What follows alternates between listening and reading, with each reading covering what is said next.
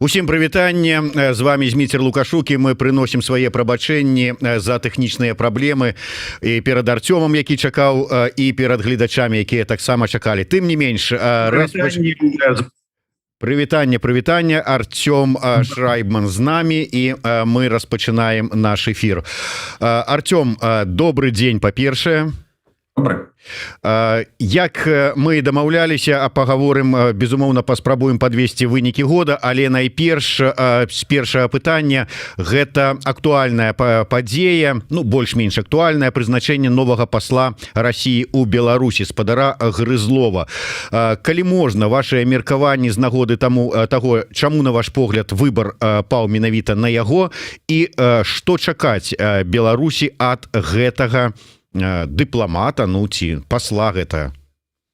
Ну, если совершенно честно говорить, мы не знаем, я, по крайней мере, не знаю, почему сейчас понадобилось менять посла в Беларуси, и это наводит на мысли, что здесь могла быть какая-то личная история. Либо Лукьянов, которому уже 70 лет устал от работы, захотел уйти, либо Грызлов, который до этого работал на контактной группе с Украиной, ну, может, просто захотел более спокойную, такую непыльную должность в том же Минске, где он и проводил эти переговоры до пандемии. Поэтому здесь могут быть и такие человеческие объяснения. Очевидно, что Грызлов – это больше тяжеловес, чем Лукьянов. Лукьянов просто дипломат карьерный, Грызлов в прошлом один из руководителей России, он был руководителем российского парламента, личный, можно сказать, приятель Путина. И поэтому понятно, что с его приходом на пост просто по факту фигура посла возрастет. Да, его будет принимать там, не только Макей, условно говоря, но, очевидно, это уровень Лукашенко будет по общению.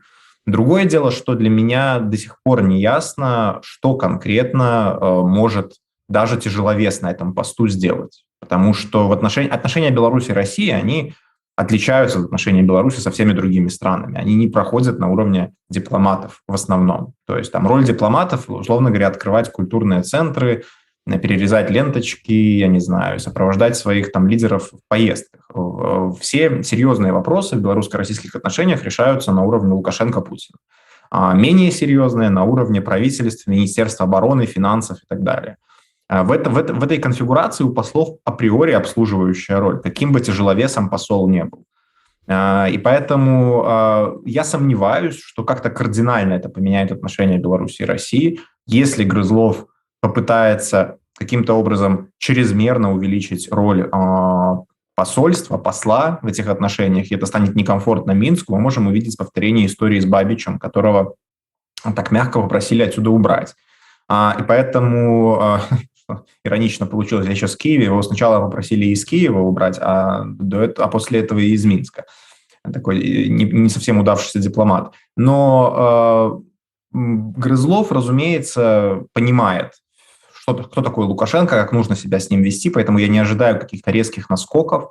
Думаю, что играла свою роль тот факт, что Россия считает, и многие считают, что Беларусь входит в этап такого затяжного политического транзита, будь он там, даже многолетним, но тем не менее политика Беларуси будет, там, политическое устройство меняться. И, наверное, Россия посчитала, что в такой момент полезнее иметь на земле в важной стране тяжеловеса, чем просто дипломата. Возможно, и в этом какая-то задумка. Но, повторюсь, я не вижу за этим коренной смены стратегии, потому что это не лицо, принимающее отношения. Их будет всегда принимать там Кремль.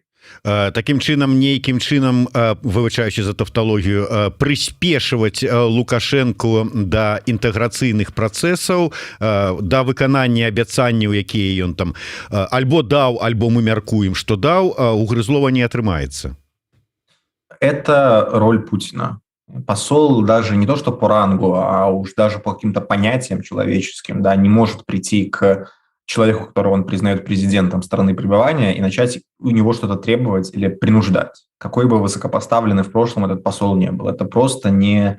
Ну, это нарушает любую практику общения между людьми. Поэтому, конечно же, такое принуждение будет, но оно будет идти из Кремля напрямую. Для этого не нужен посол для этого. Для этого есть телефон и Сочи, да, или там Санкт-Петербург.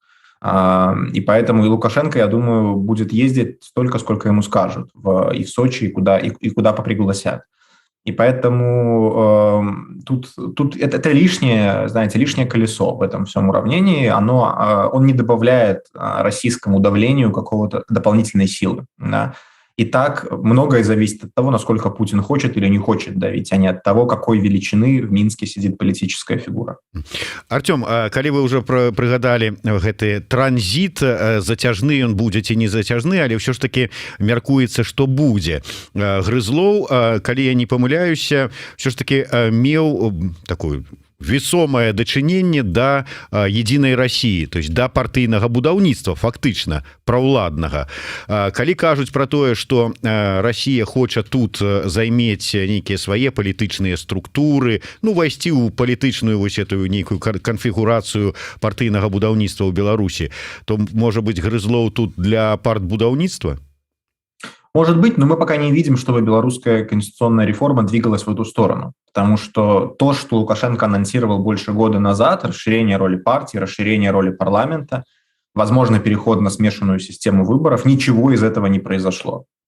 То есть в той конституции, которую они, по крайней мере, анонсировали, и как они ее, видимо, собираются публиковать, нет ничего про то, что в Беларуси появится похожая на российскую партийная система. Я не исключаю, что она рано или поздно появится, может быть, даже при после Грызлове, да, но Конституция на это не указывает. В этом смысле я думаю, что Москва может быть даже и недовольна отчасти вот таким дизайном конституционной реформы, потому что, да, я думаю, они хотели видеть в Беларуси что-то более понятное, что-то более похожее на Россию, где есть правящая партия, которую можно будет контролировать, которой можно будет иметь там разных собеседников, а не только одного Лукашенко. Но пока мы видим что-то абсолютно другое. Мы видим, что никакого увеличения роли партии нет, видимо, потому что Лукашенко сам понимает проблемность такой модели для себя. Артём, яшчэ можа быць пра расійскі накірунак. Гэта недаўняя прэс-канферэнцыя Пуціна. Падазраю, што ты глядзеў яе. Ну, профессия у тебя такая, все ж таки глядзець выступы. Про Украину там было сказано конкретно и докладно. Ну, Ленин же ж яе придумаў у 18-м годзе. Ну, по логіцы стаўленне ў Путина и до Беларусі павінна быць такое, что придумаў Ленин. Увогуле, что датычна Беларусі ты пачуў от Путина падчас этой пресс-конференции и, ну, высновы з гэтага? Вот был вопрос по Беларуси, был ответ по Беларуси. Вопрос был, что там с этими дорожными картами, почему ничего не движется. Примерно такой был его лейтмотив. И Путин скорее оправдывался. Он не то, чтобы он говорил какими-то враждебными для Минска тезисами. Да? Он говорил о том, что у нас интеграция послабее, чем в Евросоюзе, что да, рано или поздно мы можем прийти к единой валюте, но пока мы занимаемся синхронизацией в налогах, в таможне и во всем остальном. Причем он сказал слово «синхронизация», тоже такой... Еще один из этих вот абстрактных жаргонизмов таких бюрократических, которыми, видимо, полны эти дорожные карты, о гармонизации, синхронизации, приходу к общим рынкам, к общим принципам. То есть ничего, чтобы вот имело конкретное такое международно признанное понимание, да, где бы все понимали, о чем идет речь. Да. Хотя бы слово «унификация» уже было бы более понятно. А они вот танцуют с такими терминами, которые можно трактовать бесконечно с двух сторон по-разному.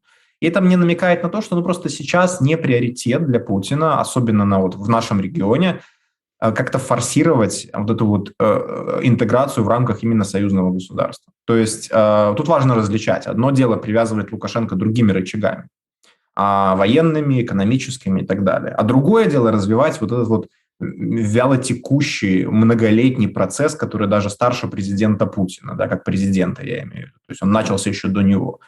И кажется, что в этой сфере Путин многого не ждет. Ну, по крайней мере, он не ждет многого вот прямо сейчас, в обозримом будущем. И поэтому его ответ был довольно коротким и довольно, ну, таким дежурным, что ли. Он был дежурным по белорусской теме, он повторил то, что он говорил много раз.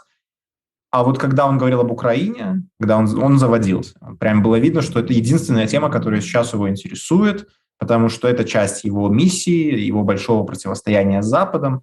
Я согласен, что он рассматривает Беларусь и Украину похоже, да, как неких таких историческое недоразумение в том, что они стали независимыми государствами, да, в глазах Путина. Но отношение к двум странам сейчас принципиально разное, потому что Украина оппонирует России, украинское руководство – это, по сути, такой региональный враг России, да, и поэтому ее принуждают к чему-то, наказывают, пытаются испортить жизнь, дестабилизировать и так далее, рассматривают как поле противостояния с Западом, а Беларусь все-таки союзница, да, при Лукашенко, и поэтому все-таки к Беларуси Путин относится как к стране, как к государству сейчас со своей, что называется, более доброй стороны, да.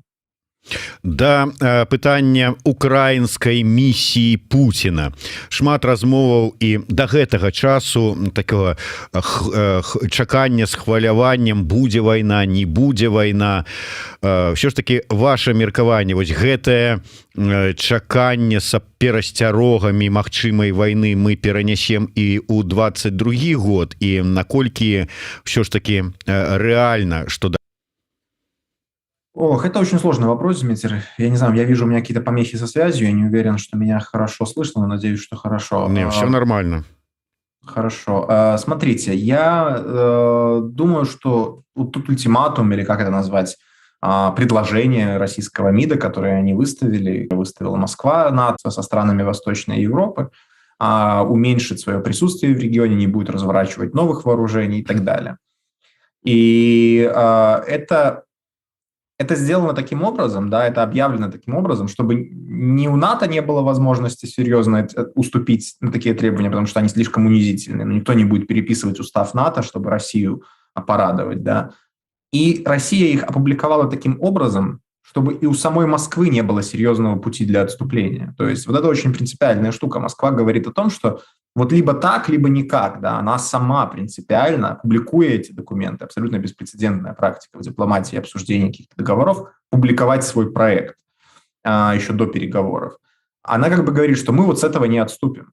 Вы должны это видеть. Да?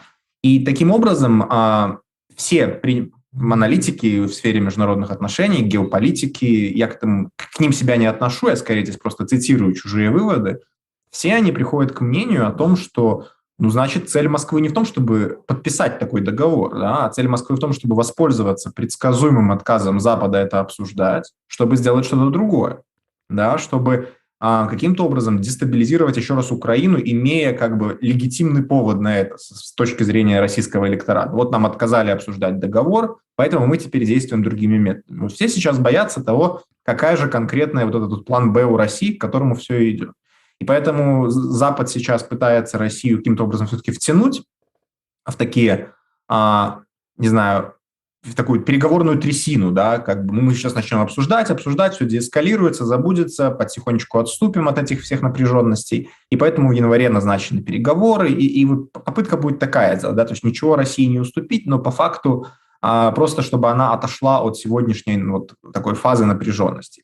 Хватит ли Москве этого? Не уверен, потому что слишком высоко они подняли ставки. И поэтому какая-то эскалация в регионе, она абсолютно возможна. Да? И она может быть прямой, российско-украинской, то есть просто эскалация на Донбассе, не обязательно прямо руками России, можно это сделать руками сепаратистов, либо она может быть и в том числе используя и Беларусь, да, потому что не обязательно оккупировать страну, можно начать бряцать оружием на территории Беларуси, можно размещать на ней новые вооружения, какие-то серьезные, да, не просто там пара истребителей, а Искандеры действительно поставить, или какие-то полувоенные, там, военные базы, или что-то на них похожее, типа этих учебно-боевых центров, разместить больше войск, разместить их на постоянной основе, проводить постоянные провокационные учения у границ.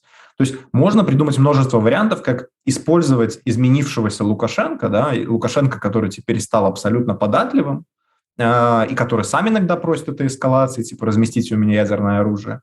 Можно это использовать для Москвы, чтобы дальше так вот пугать, что ли, Запад, да, пытаться заставить там Запад моргнуть первым. И я вполне считаю, что такой сценарий вполне возможен сейчас, потому что не кажется, что Москва готовится к тому, чтобы таким образом, обострив обстановку, взять и потом просто сказать, ладно, ребят, мы блефовали на самом деле, мы согласны просто с вами пообщаться, ничего не получить из нашего общения и разойтись по домам. Это не выглядит так сейчас. Наш глядач под ником Яўген которого ўжо іншыя гледачы вырашылі там, что гэта можа быть прыгерман, не ведаю, прыгерман это ці не. Почему Артем все время недооценивает риски интеграции? Сперва говорил, что Лукашенко ничего не подпишет, а когда все подписано, говорит, что Лукашенко подписал пустые бумажки, даже не зная, о чем в них. Ну вось такое пытанне, як бы мовіць, подвядзення вынікаў года с прогнозами наконт магчымай интеграции от Артема Шрайбмана. Да, я давно занимаю эту позицию, что, мне кажется, хайп по поводу именно вот двусторонней интеграции, он преувеличен. То есть при этом важно различать, я сразу же сделаю эту оговорку, я ее уже сделал сегодня, делал много раз в эфирах. Привязывание Беларуси к России происходит. Оно происходит поэтапно в разных областях. В дипломатической Беларусь отказалась от непризнания Крыма российским и так далее. По сути, закончился Минский процесс в Минске. И так далее, да, то есть в военном смысле размещение новых российских вооружений и учебно-боевых центров, в экономическом смысле, когда белорусский экспорт переориентируется либо на Россию, либо на российские порты и прочую российскую логистику. Я думаю, что этого будет даже больше по мере ужесточения санкций против Минска, потому что если наложить санкции, например, на банки, то там на финансовый сектор, то для многих из них Россия может стать единственным, что называется, окном в мир, да. А если там отключат условно когда-нибудь Беларусь от SWIFT, то понятное дело, что итогом станет переключение на российский аналог. И просто все транзакции будут идти через российские банки. Поэтому этот процесс идет. Когда я говорю, что я скептичен по поводу интеграции в союзном государстве, я говорю вот именно об этих дорожных картах. Я их не видел, безусловно. Я видел только там парочку из них, которые сливались в телеграм-каналах их тексты. Причем непонятно, это были итоговые версии или не итоговые версии. Но из того, что мы видели, прописанного в кратком резюме, которое опубликовало правительство России, в этих дорожных картах нет ни жестких сроков исполнения, большинство из них растянуты. Там, где эти сроки есть, речь идет о годах, то есть там 2-3 года от настоящего времени, и обычно это договоренность о том, чтобы к этому сроку прийти к новой договоренности. То есть, условно говоря, там, к концу 2023 года родить какую-то концепцию общего рынка газа. Ну, напомню, что у нас к 2024 году должен заработать единый рынок газа в Евразийском Союзе. И то есть, по сути, ничего союзное государство сюда не добавляет.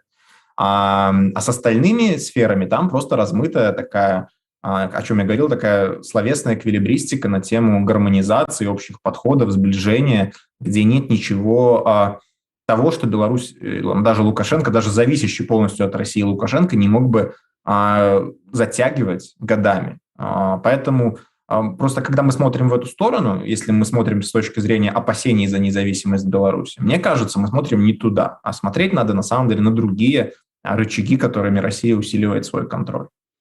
Ну, гэта маецца на увазе рычагі эканамічныя, вайсковыя. Да. Артем, я прыгадываю нашу папярэднюю сустрэчу, она была 2 тыдні таму крыху больш.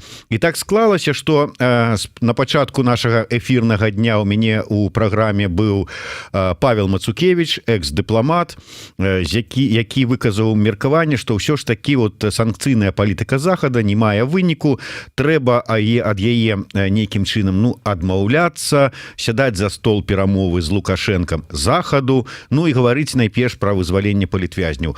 Потым праз 2 гадзіны у мяне в эфіры быў эфір з вами, і вы ў прынцыпе пагадзіліся з неабходнасцю распачатку перамоўнага працэсу. Ну, пагаварылі, абмеркавалі, выказалі вось сваё меркаванне, как бы там хтосьці абурыўся, хтосьці там прыняў гэта, пагадзіўся. Ну і нармальнае такое вот все.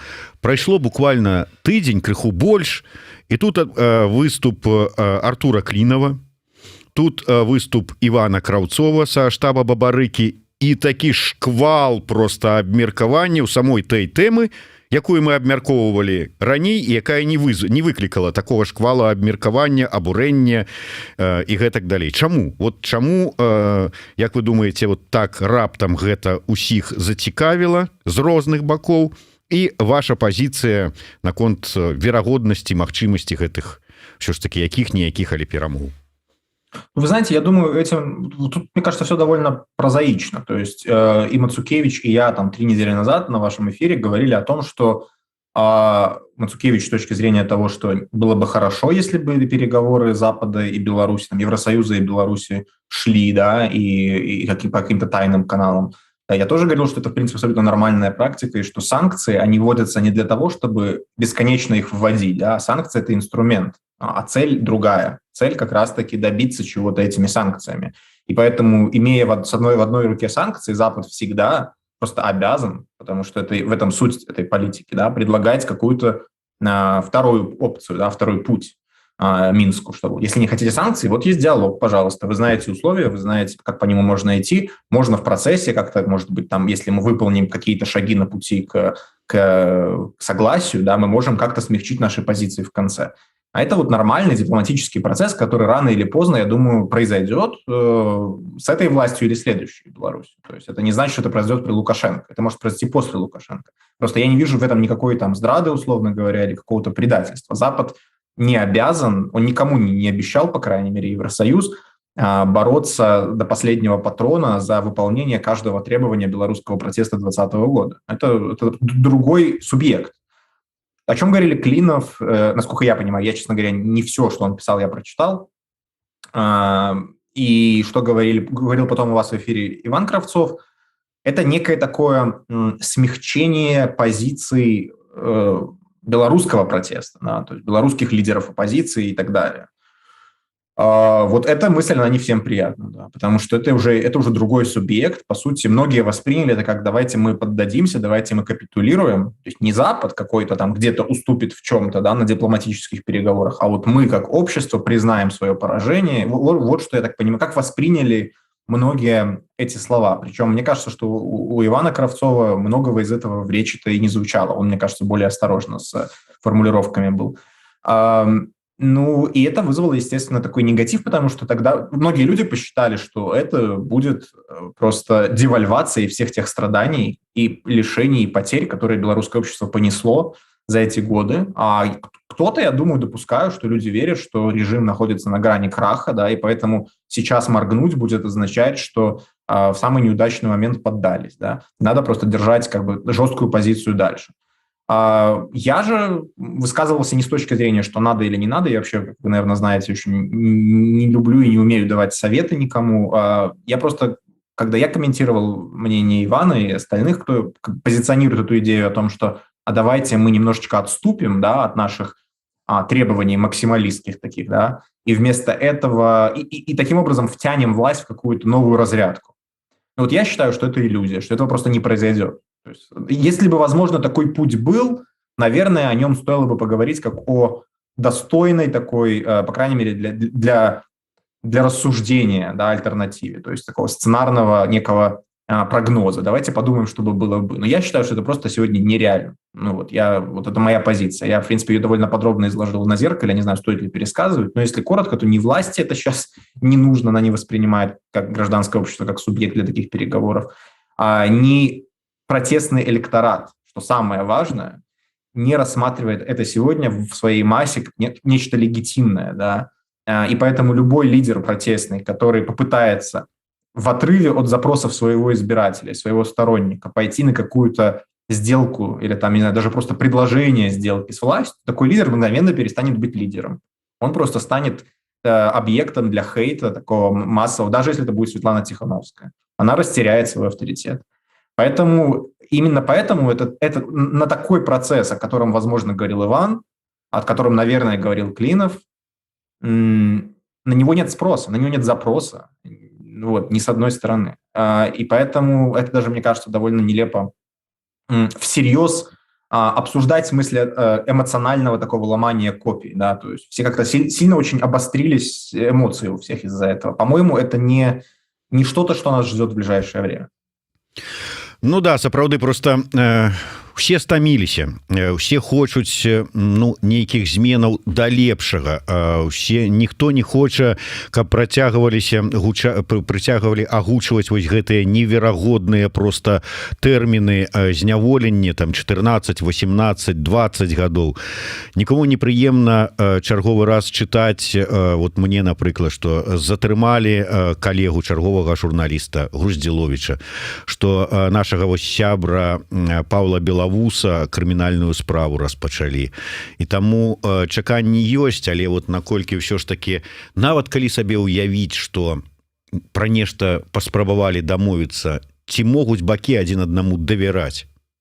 Нет, никакого доверия здесь нет, и слишком, скажем так, слишком разное восприятие соотношения сил. То есть если лидеры протеста считают, что у режима большие проблемы, может быть, и у протеста большие проблемы, но это некая такая оппозиционная борьба, то с точки зрения Лукашенко никакой борьбы нет. Есть как бы абсолютно поверженные враги, есть как бы Запад, до которого Лукашенко дотянуться не может. А чего с этими врагами разговаривать, если они на управлении внешним? Да? Поэтому вот о чем речь, что Лукашенко не воспринимает реальность так же, как штабы оппозиции, штабы протеста, и поэтому он не будет воспринимать их как равных себе собеседников, и, соответственно, односторонняя, даже частичная капитуляция далеко не наверняка приведет к какому-то смягчению со стороны Лукашенко. То есть, да, сроки – это ужасно. Задержание, аресты журналистов, активистов, просто людей всех – это мерзко. За этим наблюдать очень сложно, эмоционально тяжело, это утомляет. Просто путь решения проблемы от капитуляции, которую даже никто не заметит всерьез, да, он никуда не ведет, на мой взгляд. То есть если Светлана Тихановская, там, не знаю, Павел Латушко собираются, садятся на поезд, едут на эфир на ОНТ к Марату Маркову, каются там, или каются у двери Губопика, на завтра не происходит амнистии всех белорусских политзаключенных. Скорее, просто, может быть, эти люди выторгуют себе такие же условия, как у Романа Протасевича. Но не более того. Может быть, кто-то попадет на круглый стол к Воскресенскому. Но это не означает, что Лукашенко моментально подобреет. И вот мой тезис именно в этом. Не в том, что там надо или не надо. Кто хочет, может попробовать так сделать. Вопрос только лишь в том, что это нет никаких, не то что гарантий эффективности. Я даже не вижу намеков на то, что это будет эффективно. Таким чынам мы прыходзім до того, что нават абмяркоўваць гэтую как бы так верагоднасць і абранне такога шляху не мае сэнсу. И он имеет смысл, когда либо общество, протест, да, будет иметь силу, ресурс, который оно может предъявить власти как свой переговорный козырь. То есть, условно говоря, вот у нас есть там волна протестов, да, и мы этим пользуемся как неким нашей картой, да. Вот у нас есть протесты, и мы этим давим, да. Либо же, когда и если бы белорусская оппозиция контролировала санкции, да, вот эти санкции принимаются, потому что так попросила Светлана Тихановская или там, я не знаю, Иван Кравцов. Вот в таком случае можно было бы этим торговаться, да, и этим убеждать. А когда таких козырей в руках понятных нет сегодня, да, то это просто априори проигрышная партия. Поэтому такой диалог, наверное, может вести Запад, потому что власть, очевидно, хочет избавиться от санкций. Хотя мне кажется, что пока не настолько сильно хочет, чтобы этот разговор привел к успеху, потому что боль от санкций еще не настолько серьезная. Мы это уже обсуждали, у нас санкции, понимаете, 5 пакетов введено, да, 6-й обсуждается, а экспорт в Евросоюз в 2 раза вырос. То есть это как-то не то, что стимулирует тебя на готовность к компромиссам. Когда Лукашенко рассматривает ситуацию, то все в комплексе, да, он задавил протест, экономика растет, экспорт в Евросоюз, несмотря на санкции, вырос в 2 раза, что его в этой картинке заставит уступать прямо сейчас? Вот. И я не вижу такого аргумента. Поэтому, видимо, время диалога такого, о котором говорит Иван и другие коллеги, просто оно пока не пришло. Я думаю, что оно вполне может прийти при определенном стечении обстоятельств. А ці можна чакаць, што Захад ўсё ж таки успрыме гэтую ідэю пачаць перамову? Вось у мяне таксама там тыдзень болей троху таму быў в эфире польскі аналітык Міхал Патоцкі, які в прынцыпе згодны з тым, што дзесьці не бліжэйшыя месяцы, а дзесьці можа быць у сярэдзіне 22-го года, але такі перамоўны працэс распачнецца. Я не знаю, когда он может начаться, я не стану тут гадать, это слишком такое многофакторное уравнение, здесь может многое измениться от поведения России в регионе, от конфликтов, которые мы обсуждали раньше. Я вижу какой-то потенциал к новой эскалации, которая может закончиться новыми санкциями в литовском решении по Беларусь-Калию. Вот когда они примут решение по Белкалию, если они его примут в начале года, как они обещают, то есть перекрыть транзит, это будет очень серьезным экономическим ударом по Минску. Минск сейчас настроен на такие вещи отвечать зеркально, жестко. В Минске угрожают перекрыть украинско-литовский транзит. Это может очень сильно осложнить отношения, разумеется, с Украиной, которая тоже как-то будет вынуждена отвечать. И вот это может завернуться в новую воронку эскалации, которая приведет к некаю. Я поэтому не берусь здесь судить, но, разумеется, есть сценарии, в которых давление Евросоюза или США, или всего этого Большого Запада в ближайшие месяцы или, может быть, год, да, вот в 2022 году станет качественно сильнее. Потому что до сих пор оно такое пока в виде дамоклового меча скорее работает, чем в виде реальных ограничений. Артём, але вот куды яшчэ можна пашыраць рэпрэсіі? Ну да, вот тым людзям, якія раней бы далі 15 сутак, зараз распачынаюць крымінальныя артыкулы і садзяць на гады. Дайшло до таго, што вот выклікаюць ОМОН на бабуляк у вёску, якія аберагаюць ад вырубкі 300-гадовыя дубы ля могілак, а дырэктара Дома культуры, які вось толькі не там не БЧБшнікі, як кажуць, этыя розныя сліўныя каналы, а просто падтрымаў бабуляк садзяць на суткі. Ну, зразумела, ужо можна і з бабулямі у вёсцы на могілках ОМОНам воевать, але куды далей? Слушайте, ну мне как-то не очень комфортно подсказывать, да, в этой ситуации, предлагать какие-то варианты репрессий, но я думаю, что они возможны. И учитывая, что разгромлено такое структурированное гражданское общество, оппозиция и независимые СМИ, власть уже переходит на вот уровень рядовых участников протестов. Бывшим активистам мы сейчас видим, или активистам, которые уже не проявляют такой активности сейчас, как вот Павла Белоуса сейчас взяли, можно идти по оставшимся в стране журналистам тех изданий, которые были закрыты, обвиняя их в экстремизме, потому что они были частью экстремистского формирования. Можно нападать на международный бизнес и на его сотрудников, как мы видим с компанией А1. Всегда можно придумывать новые шпионские скандалы, будь то на производствах, или террористические заговоры, да, будь то на производствах, как с рабочим рухом было, или в международном бизнесе, да, в каких-то дипломатических кругах. То есть сценариев, при которых власть может идти просто дальше и глубже в народ, их немало. Потом, в конце концов, можно начать искать врагов внутри. То есть многие репрессивные кампании массовые в других странах, они и в нашей с вами стране, где там, до нашего или иначе начинали пожирать сами себя, да, эти машины, когда они начали искать врагов внутри, люди внутри начинали писать друг на друга доносы, это становилось тоже поводом для новых репрессий. Поэтому пока в стране есть люди, да, и особенно пока есть много людей, которые в прошлом активно показывали свое несогласие, не думаю, что прямо закончатся объекты у Бобика и у остальных репрессивных структур. Скорее просто с переходом репрессий на уровень от активистов к рядовым людям издержки для самой системы могут быть выше, потому что рано или поздно ты начинаешь задевать интересы чьих-то детей, чьих-то родственников, из системы в том числе, да. У тебя начинается кадровый голод на некоторых предприятиях, где ты поувольнял там всех заместителей директора, вроде там Брестской железной дороги. А вот такие проблемы, они будут все больше становиться следствием репрессий, и рано или поздно просто количество и качество этих проблем, и глубина этих проблем может стать аргументом для Лукашенко притормозить. Артём, ну и на заканчэнне, может быть, закранем тему референдума. Я разумею, что в принципе вот это абмеркаванне наша пакуль нам не показали гэты проект Конституции, ён нагадывае вот гэтые абмеркаванні на прадпрыемствах, калі нам сказали, вот что на прадпрыемствах абмеркавалі там новую Конституцию, референдум. Ніхто яго не бачыў, но там уже все абмеркавалі ў працоўных калектывах. Але тым не менш, якія чаканні? Можа быть, пасля гэта ўсё зараз это рэпрэсіі, это как бы напярэдадні рэферэндума, вот каб спакойна прашоў. Увогуле, якія чаканні ад гэтага дзейства?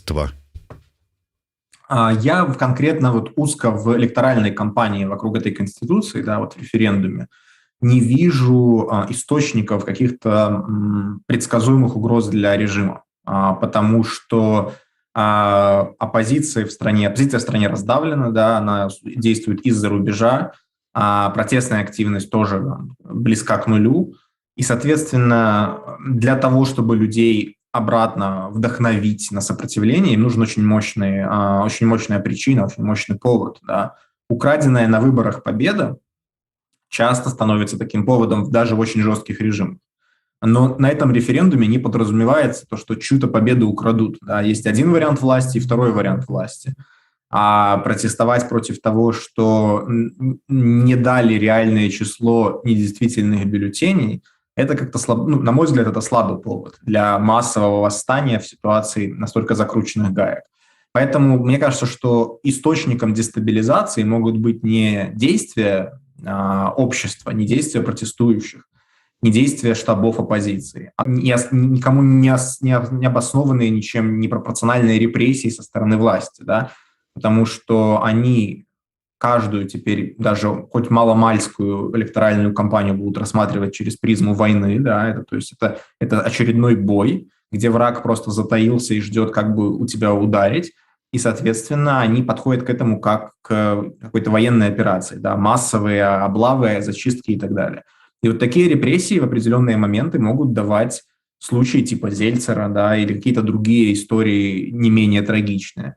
И вот в этом основной ресурс для потенциальной дестабилизации. Так в целом, мне кажется, это не самая проблемная кампания для белорусской власти. Ну а потом намного интереснее другие вещи. Да, для меня, например, это что будет записано в переходных положениях, то есть как скоро эта конституция вступит в силу, соответственно, какой будет график следующей электоральных кампаний, когда Лукашенко созреет на выборы президентские, какие будут реальные полномочия у главы Всебелорусского собрания и у президента по новой конституции. Сейчас это все кажется таким неважным, но это создает некую конфигурацию институтов, которые сегодня или там, после принятия этой конституции будут спать, они будут такими классически спящими институтами, да, то, что в политологии называется.